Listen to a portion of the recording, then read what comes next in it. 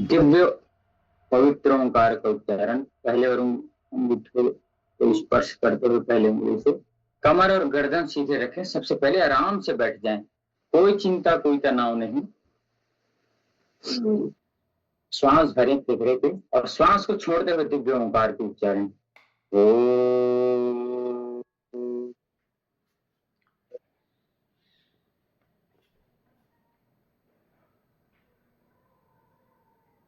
ओम भूर्भुवस्सुः तत्सवितुर्वरेण्यं भर्गो देवस्य धीमहि धियो यो नः प्रचोदयात्। ओम त्र्यंबकं यजामहे सुगंधिं पुष्टिवर्धनम् उर्वारुकमिव बन्धनात् मृत्योर्मुक्षीयमामृतात्। ओम शांति शांति शांति। चलिए आज एक प्रेशर के साथ हम प्रारंभ करेंगे आज के इस दिन का, आज के इस समय का। चलिए भजन के साथ, एक प्रेशर भजन के साथ सभी ताली बजाते हुए अच्छे से भजन करेंगे। ऐसे ताली ऐसे बजाएंगे, पूरा ऐसे बजना चाहिए अच्छे से। कमर और गर्दन सीधी करके बैठेंगे जागृत अवस्था में बैठ करके। कार्तिक मास का पावन समय चल रहा है। प्रातः काल स्नान और दान का बहुत महत्व है। तो चलिए भजन के साथ प्रारंभ करते हैं। कार्तिक मास में भजन कीर्तन दान स्वाध्याय का यह नियम, संयम का नियम मेरे बाद आप सभी दोहराएंगे और अच्छे से ताली बजाएंगे। मेरे दाता के दरबार में सब लोगों का खाता, मेरे दाता के दरबार में सब लोगों का खाता।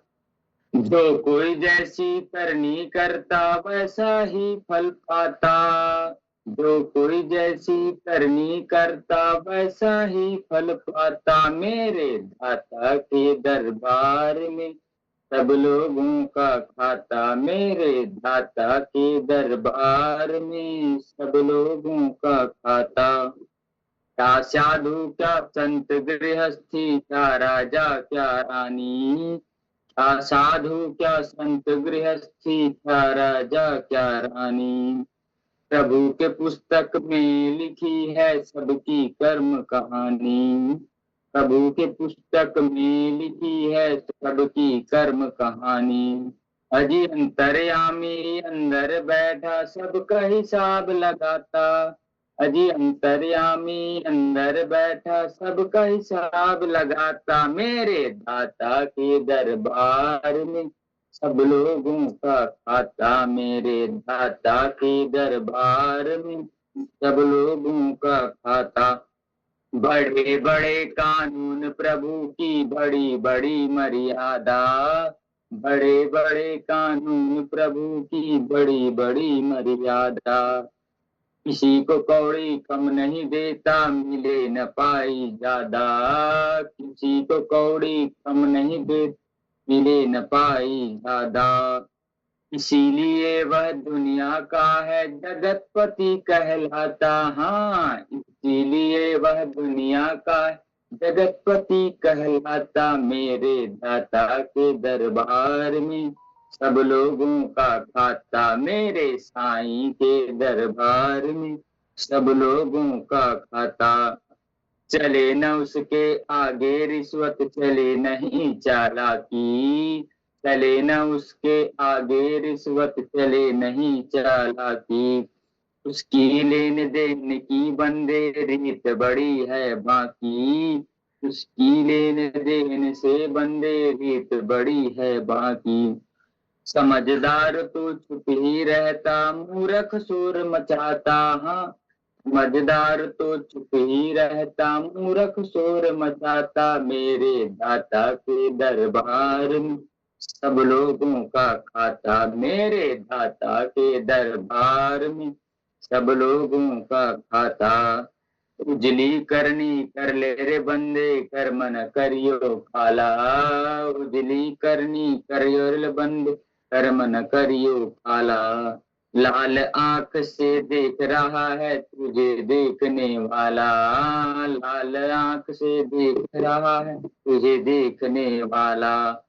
उसकी तेज नजर से रे बंदे कोई न बच ना पाता, उसकी तेज नजर से बंदे कोई नहीं बच पाता। मेरे दाता के दरबार में सब लोगों का खाता, मेरे दाता के दरबार में सब लोगों का खाता, मेरे दाता के दरबार में सब लोगों का खाता। ये सावधान, ऐसे रोज इतना अच्छे से ताली बजाना चाहिए कि पूरे शरीर के जो सिस्टम है, लीवर, किडनी, इंटेस्टाइन, सब चीज है, गुर्दे से लेकर के पाचन, अमाशय, चाहे थायराइड का पॉइंट हो, सभी दब जाए। इसीलिए ऐसे ताली ऐसे बजना चाहिए, देखो ऐसे एक साथ, मतलब सभी उंगलियां एक साथ ऐसे जुड़े, ऐसे वाला ताली एक गलत ताली। ऐसे जुड़ने से ना ये एक्यूप्रेशर हो जाता है, और एक्यूप्रेशर से पूरा शरीर ताजगी से भर जाता है, पूरे शरीर पे एक एक रोमांच हो जाता है, पूरा शरीर जागृत हो जाता है, पूरा शरीर एक्टिव हो जाता है। इसीलिए ताली बजाया जाता है, इसीलिए भजन कीर्तन किया जाता है। कार्तिक का मास है। चलिए इस भजन के मतलब हम समझते हैं। प्राणायाम करते हुए कमर गर्दन सीधे करके बैठते हैं, प्राणायाम के साथ, प्राणायाम परमम तपः, प्राणायाम के साथ हम समझते हैं इस भजन का वायु मुद्रा। सबसे पहले प्राणायाम करते हैं भस्त्रिका। श्वास लिए धीरे से छोड़िए, श्वास लिए फेफड़े पे भरे धीरे से छोड़िए।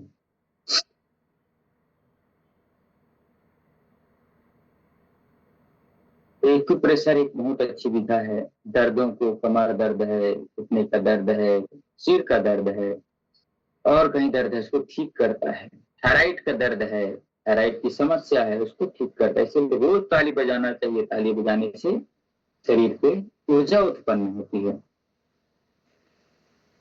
कार्तिक का महीना है, वैसे तो हर दिन हमें शंख बजाना चाहिए। इसमें शंख बजाने से ना फेफड़े मजबूत होते हैं, और हार्ट, रिसर्च हुआ है, हार्ट के जो ब्लॉकेज है वो नहीं होते, कभी नहीं होते। जो रोज व्यक्ति शंख बजाएगा, शंख सिर्फ घर में रखने के लिए नहीं है, तो हार्ट, लंग्स एकदम मजबूत रहता है। जो भारतीय संस्कृति को मानेगा उसकी कभी अकाल मृत्यु नहीं होगी। जो भारतीय संस्कृति, सनातन धर्म को मानेगा वो कभी हार्ट अटैक से मर नहीं सकता। मानेगा तब भाई, मानेगा और उसको अपने जीवन में उतारेगा तब। नहीं मैं सिर्फ मानता हूं, मानने से कुछ नहीं होगा, मानने के बाद करना जरूरी है। पहले भी मैं चर्चा कर चुका हूं, भगवान को मानते हैं, भगवान की नहीं मानते। जिस दिन हम भगवान की मानना चालू कर देंगे उस दिन हमारे सारे पाप धुल जाएंगे, हमारे सारे बुराइयां धुल जाएंगे, हमारी सारी बीमारियां हट जाएंगी। चलिए अब 5 मिनट लगातार हम कपाल भाती प्राणायाम का अभ्यास करते हैं। तो ध्यान पूर्वक वायु मुद्रा में बैठ करके प्राणायाम परमम तप। प्राणायाम वह चीज है, जैसे हम व्यायाम करते हैं, सूक्ष्म अभ्यास करते हैं, तो वो सिर्फ दूध है। दूध से कितनी ताकत मिलती है? शुद्ध गौ माता के दूध। चलिए कपाल भाती एक सेकंड में एक बार। तो दूध है। हम जो एक्सरसाइज करते हैं, दौड़ते भागते हैं, वह दूध है। उसके साथ और थोड़ा कर लेते हैं। तो प्राणायाम क्या है? प्राणायाम में इतनी ताकत है जितनी ताकत घी में होती है। अब दूध देखिए, दूध से दही बनता है, दही से फिर मही बनता है, मही से फिर मक्खन बनता है, फिर मक्खन से घी बनता है। तो दूध से ज्यादा फायदेमंद चीज घी है। तो वैसे ही प्राणायाम, दूध का रिस्ट्रिक्शन है, घी का कोई रिस्ट्रिक्शन नहीं। घी परम औषधि तत्व है, वैसे ही प्राणायाम है। कपालभाति प्राणायाम निरंतरता से करें। तो अभी हमने भजन जो दोहराया था उसका मतलब देखते हैं। मेरे दाता के दरबार में सब लोगों का खाता है। उस प्रभु के दरबार में सबका खाता है, एक एक व्यक्ति का खाता है। जो जैसी करता काम है वो वैसा फल पाता है। क्या साधु, क्या संत और क्या गृहस्थी, चाहे राजा हो चाहे रानी हो, प्रभु की पुस्तक में सबकी मर्म कहानी, सबकी कर्म कहानी लिखी। कपालभाति प्राणायाम निरंतरता से करते जाएंगे। वह अंतर्यामी है, अंदर बैठा है और सबका हिसाब लगा रहा है। कहते ना, सबके आत्मा में परमात्मा विराजमान है। वो देखता है हम क्या बुरे कर रहे हैं, क्या अच्छे कर रहे हैं। वो एक बार हमें बता चुके हैं कि हाँ, अच्छे कर्म ये हैं, बुरे कर्म हैं। और कई जने दिमाग लगाते हैं, अरे हमारे भीतर परमात्मा है, भगवान है, तो वो हमें रोकते क्यों नहीं है। भगवान ने गीता बना दिया, भगवान ने कर्माशय बना दिया और बीच बीच में बताते हैं। इसीलिए सत्संग और कथा प्रवचनों में जाने के लिए इसीलिए बोले जाते हैं कपालभाति प्राणायाम। उसमें जाए तो हमें हमारे भीतर की बुराइयां हैं उसके बारे में बताया जाता है, उसको ठीक करने के लिए बताया जाता है। पहले तो भगवान ने बता दिया कि ये कर्म गलत है, सबको मालूम है कि भगवान ने बताया कि ये कर्म गलत है, चोरी करना पाप है, किसी के साथ गलत करना पाप है, ये सब बता दिया। उसके बाद जब उसकी बारी आती है परीक्षा लेने की, तो वो अंदर में बैठा परमात्मा परीक्षा जरूर लेता है। तो कई जने कहते हैं, अरे भगवान फिर रोकता क्यों नहीं हमें गलत काम करने से। वैसे ही नहीं रोकता जैसे हम परीक्षा हाल में परीक्षा दिलाते हैं। साल भर हमें हमारा शिक्षक पढ़ाया रहता है, परीक्षा के समय उसकी ड्यूटी लगती है और वो प्रश्न पत्र दे देता है और घूमते रहता है इधर उधर।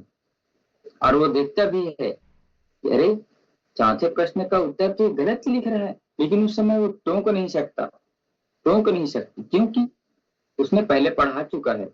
अभी परीक्षा की समय है, परीक्षा ही तो किसी चीज की असली परीक्षा होती है किसी व्यक्ति की, तो वो नहीं रोकते। और जैसे लिख रहे हो तुम जानो तुम्हारा काम जाने, हमने तो पढ़ा दिया है।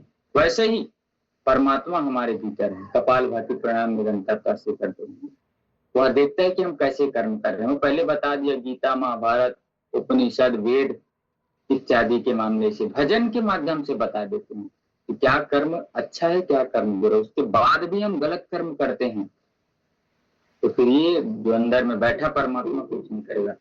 तू जाने तेरा काम जाने, तू जाने तेरा काम जाने, ऐसा कर देता है। भैया तू जान तेरा काम जाने, क्या करूं, तेरे पहले बताया। हम भी किसी को, अपने भाई हो चाहे अपने बेटे, सबको समझाते हैं ऐसे ऐसे नहीं करना, ऐसे ऐसे करने से ऐसे ऐसे हो जाएगा, लेकिन वो बात नहीं मानता। क्या करेंगे, तू जाने तेरा काम जाने, क्या ही कर सकते हैं भाई। किसी के दुख को कोई नहीं ले सकता, किसी के सुख को कोई ले नहीं सकता। सबको अपने कर्म की कहानी इसमें। तो क्या राजा हो चाहे गृहस्थी हो, चाहे साधु हो चाहे संत हो, सबकी कर्म कहानी प्रभु के पास लिखी है। प्रभु के पास बड़ी बड़ी कानून है, बताया ना क्या करना क्या नहीं करना। बड़ी बड़ी मर्यादा है। यहाँ पे रहना, यहाँ पे ऐसे बात करना, अपने से बड़े से कैसे बात करना, अपने से गुरु से कैसे बात करना, भगवान के मंदिर में कैसे जाना, सब मर्यादा प्रभु ने बता दी है। किसी को कौड़ी कम नहीं देता, मिले ना पाई ज्यादा। किसी को एक कौड़ी कम नहीं देता भगवान उसके मेहनत के अनुसार से, न एक पाई ज्यादा देता है भगवान। कपालभाति प्राणायाम। तो इसीलिए वह दुनिया का जगतपति कहलाता, किसी को कम ज्यादा नहीं देता, कर्म के अनुसार मिलता है। भगवान के दरबार में सब लोगों का खाता है, तो ऐसे उनके खाता को देख कर चलिए अब अनुलोम विलोम प्राणायाम सिखा दी। तो हमें घी का फायदा लेना है। अनुलोम विलोम 5 मिनट का अभ्यास करेंगे पूरे ध्यान पूर्वक, पूरे सजगता से, पूरे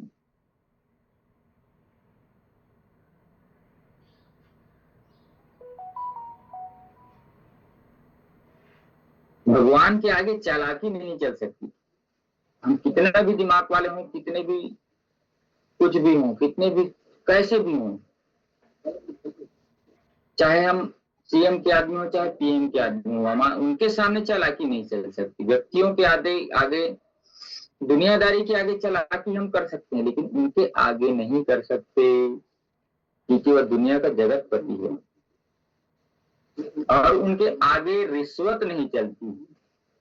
भगवान इतना पैसा ले लो, मेरे पाप माफ कर दो, ऐसे बोलोगे तो भगवान नहीं करेंगे, निरंतरता से करना है हम लोग।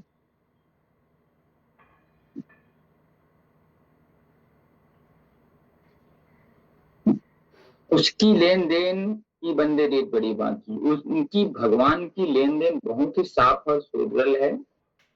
गीता के माध्यम से मैंने बता दिया, एक हाथ से थक गया तो दूसरे हाथ से करना है, निरंतरता पूर्वक करेंगे तभी फायदा होगा, ये सब ध्यान रखें। प्राणायाम में कोई कंजूसी नहीं है, प्राणायाम सबसे पावरफुल चीज है।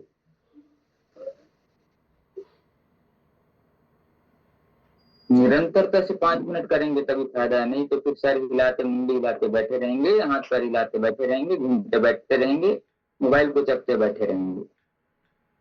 प्राणायाम परमम तपः इसीलिए कहा जाता है। भगवान शिव शिव कैसे बने? ध्यान करके प्राणायाम करके ही वो शिव बने।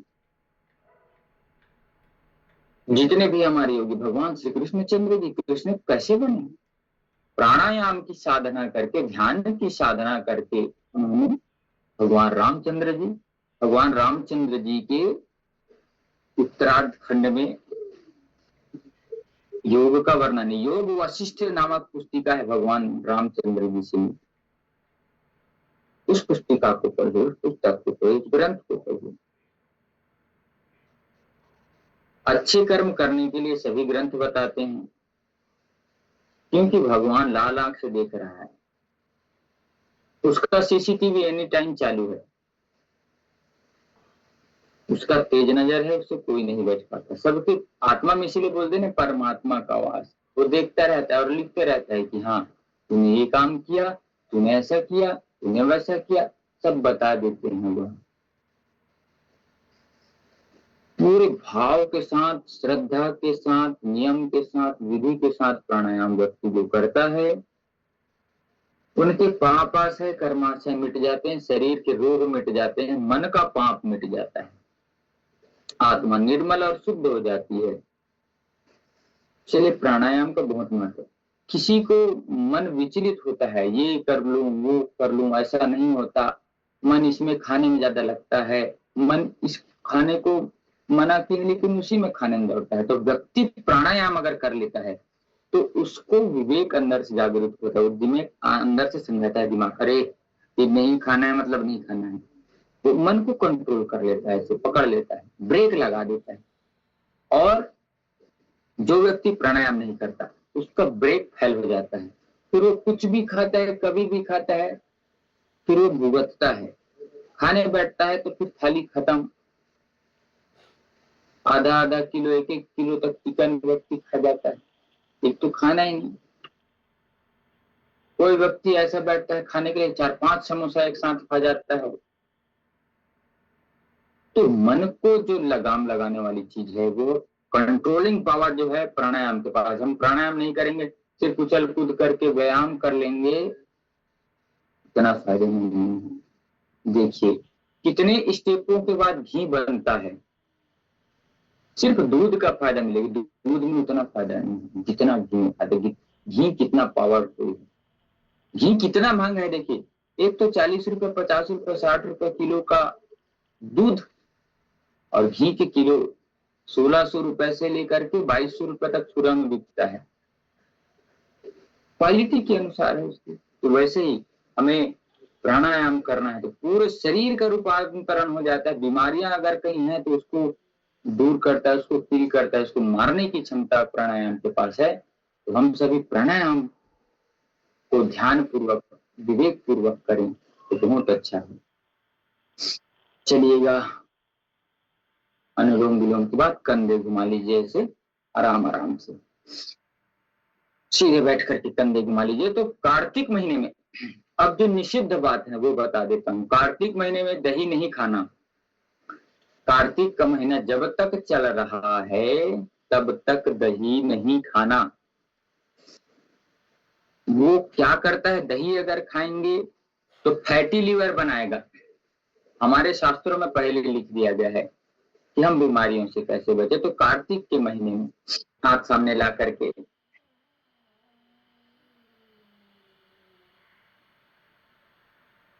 पीसीओडी हो जाएगी माताओं बहनों को अगर वो दही खाएंगे इस महीने में, तो पीसीओएस हो जाएगा।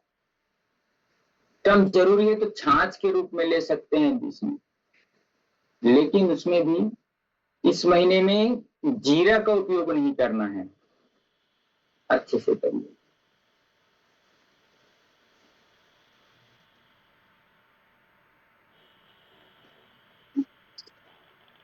इस महीने में लौकी नहीं खाना है, इस महीने में बैगन नहीं खाना है। भाटा, भाटा तो वैसे वैष्णवों को खाना नहीं चाहिए, क्योंकि एक जगह शास्त्र में लिखा है, सीधे करेंगे राम राम, शास्त्र में लिखा है वैष्णवों को भट्टा बैगन क्यों नहीं खाना चाहिए। अगर आप सनातन धर्म को मानते हैं, वैष्णव संप्रदाय को मानते हैं, विष्णु जी की उपासना अगर आप करते हैं, तो उसमें लिखा है बैगन पेट में उसकी जो बीज है 21 दिन तक नहीं पचता। 21 दिन के अगर आपकी भीतर मृत्यु हो गई तो आप कितना भी पुण्य कर्म किए हो, आपको नरक में ही जाना पड़ेगा। इसीलिए बैगन की सब्जी खाने को मना ही है। गर्भवती स्त्री को तो खाना ही नहीं चाहिए, प्रेग्नेंट जो लेडी है उनको, उनसे बच्चे के रंग में असर पड़ता है, बैगन के जैसे रंग हो जाता है। तो ये हमारे शास्त्रों में सब कुछ लिखा है, अनुशासन पर्व है, आप पढ़िए, लास्ट में अनुशासन पर्व पढ़िए, क्या करना क्या नहीं करना, क्या खाना क्या नहीं खाना। तो कार्तिक के महीने में अभी दाल ज्यादा मत खाइए, उड़द दाल है, जो हेवी दाल है ना, उससे नहीं खाना, उससे यूरिक एसिड होगा, किडनी में ओवरलोड होगा, ये बात आप ध्यान रखिएगा।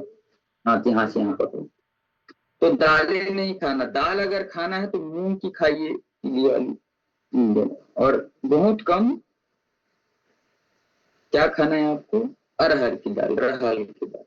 बाकी जो दालें हैं बिल्कुल नहीं खाना, यूरिक एसिड बनेगा, फिर हम बोलेंगे बीमार पड़ते हैं। तो सनातन धर्म में रहने के बाद, भारतीय संस्कृति को मानने के बाद आप अगर बीमार हैं तो वो हमारी गलती है कि हमने पढ़ा, बस पढ़ा भी नहीं, जानकारी भी नहीं लिया, और फिर ऐसे पकड़ी हैं, ऐसे हाथ को ऊपर नीचे।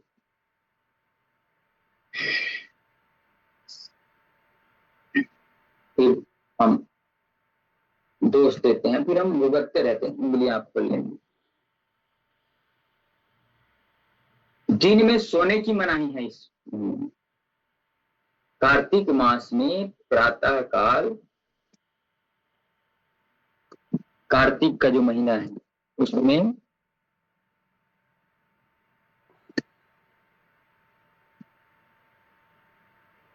प्रातः काल स्नान करने का बहुत महत्व है, क्योंकि ये संधि काल है।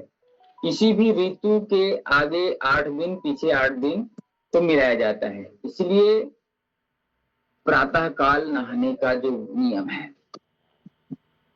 तो किया गया। सीधे बैठ करके बटरफ्लाई का अभ्यास 100 बार करेंगे। कितने बार? गिनती के साथ, 1 2 3, ऐसे कमर और गर्दन सीधे रख करके बैठते हुए।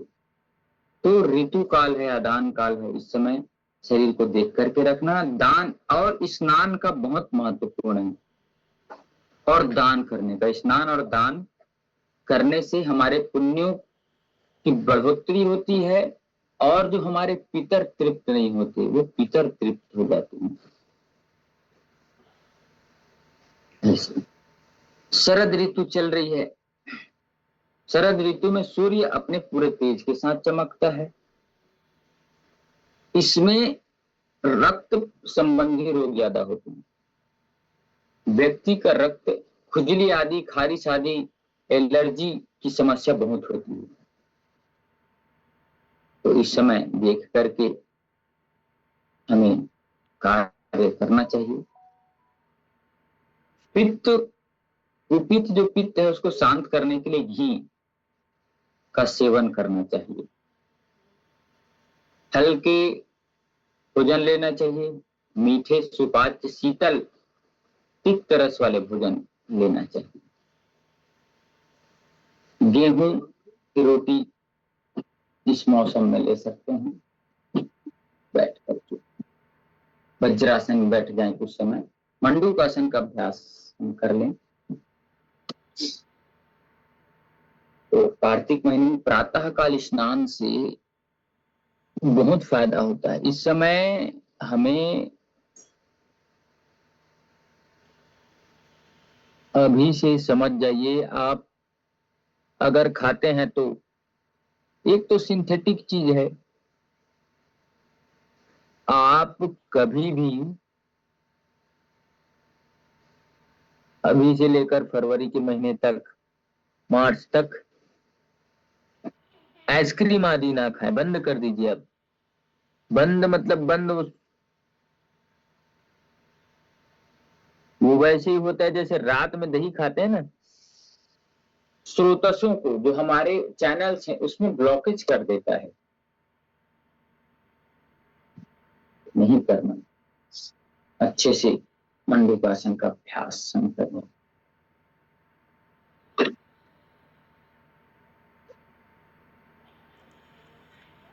घी, मलाई, श्रीखंड, सब्जियों में चौलाई है, बथुआ है, लौकी है, तुरई है, फूल गोभी है, मूली है, पालक है, सेमी है, अनार है, आंवला है, सिंघाड़ा है, मुनक्का है, कमलगट्टा है। आंवले का मुरब्बा आदि बहुत जरूरी है। आंवला किसी भी रूप में आप ले सकते हैं। आंवले की चटनी खाएं, आंवले का मुरब्बा खाएं, बहुत अच्छा होता है। किसी को गिफ्ट देना है लेकर दीजिए, मुरब्बा दीजिए उनको। तो मीठा पसंद है तो मीठे वाले दीजिए, चटपटा पसंद है चटपटा, ऐसे दीजिए। से आपको आंवले दान करने का भी पुण्य मिलेगा। ऐसे, और त्योहारों का सीजन चल रहा है तो त्योहारों के पूर्व सबको दान करने की महत्ता है, तो दान अवश्य। जरूरतमंद को उसके जरूरत का हिसाब से दान करें। अब करेंगे शस्त्रासन। श्वास लेते हुए आगे माथा जमीन पे झुका देंगे और झुका करके रखेंगे ऐसे। आती और जाती सांसों पर ध्यान देना, पूरा रिलैक्स हो जाना है, कोई जल्दबाजी नहीं, कोई गड़बड़ी नहीं करो। झुके रहिए आराम से, एक एक मिनट तक को अभ्यास करिए। तो आपके रक्त संबंधी जो समस्या है, बाल झड़ने की समस्या है, जो क्रोध होता है, गुस्सा होता है, उसको शांत करने का अच्छा उपाय है।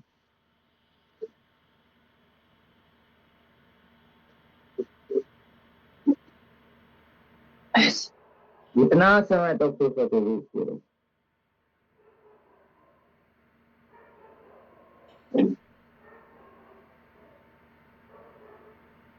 तो कार्तिक माह में दही नहीं खाना है अभी, ना दालें ज्यादा खानी है, उड़द आदि, राजमा आदि, छोले आदि। आप सिर्फ मूंग की दाल ले सकते हैं कम मात्रा में। यूरिक एसिड बढ़ता है, ये समझ लीजिए आप। तो थोड़ा आपका फिर से पुनः आगे झुके तो पीछे झुकने वाला अभ्यास। यूरिक एसिड बढ़ेगा, पीसीओडी हो जाएगी। अगर आप दही खाएंगे फैटी लिवर हो जाएगा। यूरिक एसिड बढ़ेगा, दालें खाएंगे तो पीछे झुकने वाला अभ्यास कर लीजिए।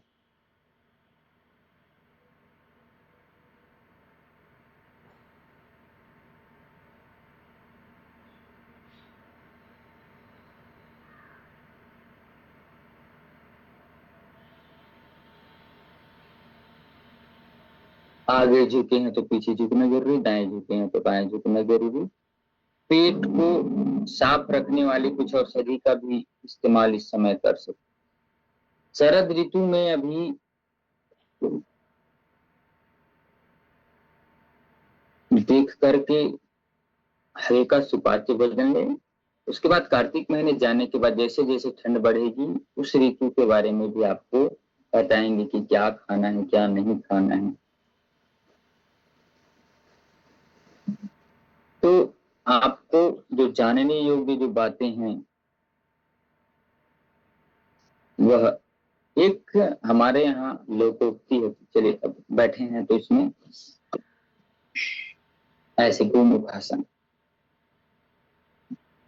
एक लोकोक्ति के अनुसार भादों में, श्रावण मास में दूध, भादों में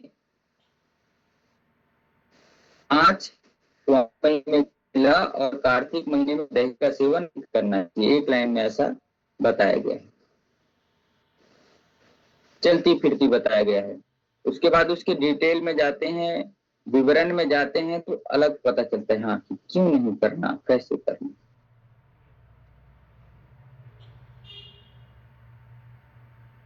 तो हमारे ग्रंथों में सब कुछ लिखा है, आपको पढ़ने की जरूरत है। आप चरक संहिता ले लीजिए, सुश्रुत संहिता ले लीजिए, चरक संहिता ले लीजिए, बढ़िया। अष्टांग हृदयम पुस्तिका ले लीजिए, जो ग्रंथ है वो ले लीजिए, फिर पढ़िए। पूरे जिंदगी भर आप निरोग रहेंगे, ऐसे ऐसे सूत्र उसमें लिखा है, बस उसका पालन करना है। और आप पढ़ करके दूसरों को बताएंगे तो आपको पुण्य बढ़ेगा, और आप अपने दुख को दूर करके दूसरे के दुख को दूर कर रहे हैं तो आपको मोक्ष की प्राप्ति होगी। आपको बार बार जो जन्म लेने की जो प्रक्रिया है उससे मुक्ति मिलेगी। ऐसे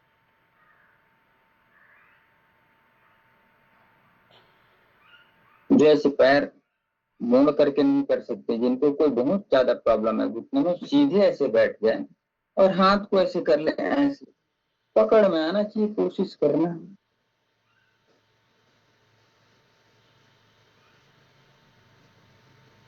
ऐसे पकड़ने का पूरे मतलब शरीर ये है कि पूरा शरीर फिट हो, आगे से पीछे से ऊपर से नीचे से डांस से।